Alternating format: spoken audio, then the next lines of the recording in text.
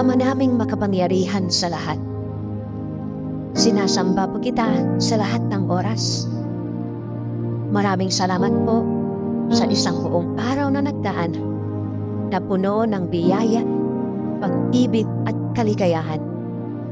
Salamat din po sa mga pagsubok at mumunting mga luha na dumating sa aking buhay, na alam ko pong siya po ninyong paalala sa akin na kayo po ay Diyos na buhay.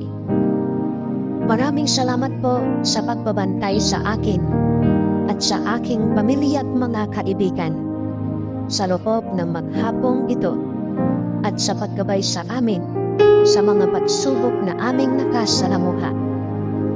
Alam ko pong nariyan kayo sa aming tabi sa lahat ng oras upang kami ay bantayan at gabayan. Nagpapasalamat